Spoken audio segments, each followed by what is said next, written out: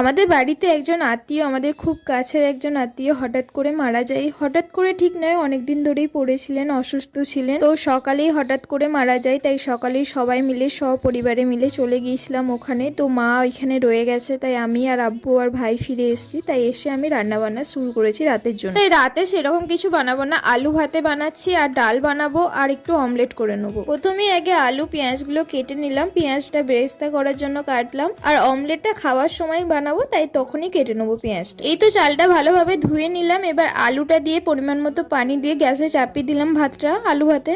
এবার পাশের ওভেনটাও ধরিয়ে পেঁয়াজ বেরেস্তাটাও করে নিচ্ছে। এখন একটু কাঁচা কাঁচা করে নরম নরম করে ফ্রাই করলাম। এটা দিয়ে খেতে বেশ ভালো লাগে আলু ভর্তাটা, এরকম ভাবে একদম ব্রাউন করলে ওটা অন্যরকম টেস্ট লাগে। এদিকে ভাতটাও ফুটে গেছে, তাই ভাতটাকে একবার ফুটিয়ে চাপা দিলাম, পেঁয়াজ বেরেস্তাও হয়ে গেছে। তোমাদেরকে বললাম যে আজকে একজন মারা গিয়েছে, তাই ওখানে গিয়েছিলাম। সাথে সাথে জানো তো আজকে আমাদের আবার একটা বিয়ে বাড়ি ইনভিটেশন ছিল, সেখানে তো যাওয়া হয়নি, ওখানে গিয়েছিলাম বলে।